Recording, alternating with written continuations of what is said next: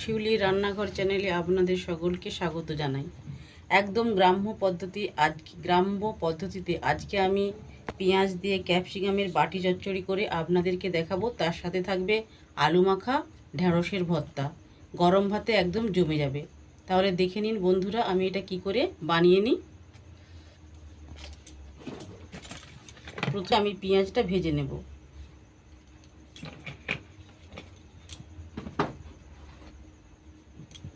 পেঁয়াজটা ভেজে নেব আলু ভর্তার জন্য। পেঁয়াজ কুচি, কড়াইয়ে সরষের তেল দিলাম,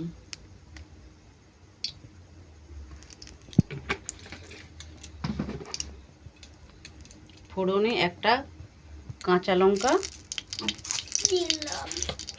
এখানে কাঁচা লঙ্কাই দিবেন বন্ধু। ক্যাপসিকামটা দিয়ে দিলাম,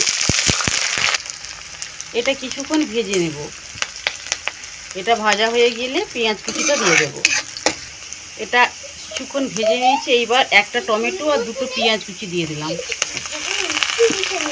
দিয়ে আবার ভালো করে ভেজে নেব।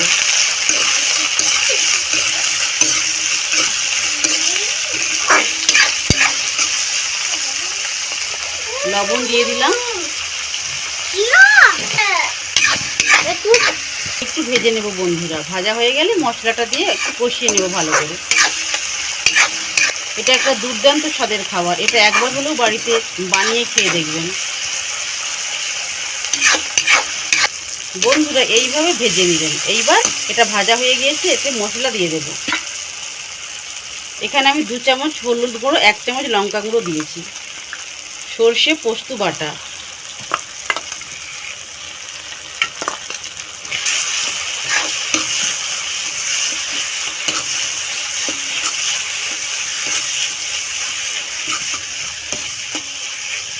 এইভাবে কষিয়ে নিয়েছি। এইবার জল দিয়ে দেব। জল অল্প পরিমাণেই দিতে হবে।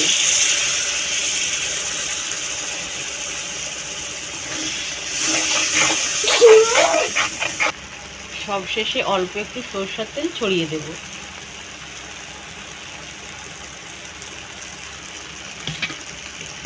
বন্ধুরা, রেডি হয়ে গেল আমার ক্যাপসিকাম দিয়ে পেঁয়াজের বাটি চচ্চড়ি।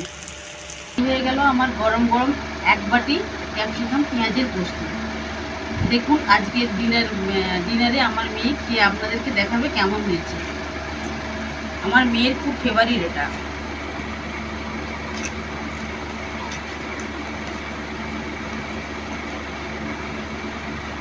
খুব ভালো হয়েছে।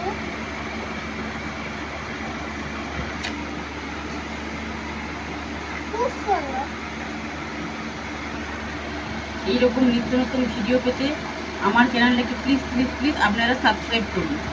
নমস্কার।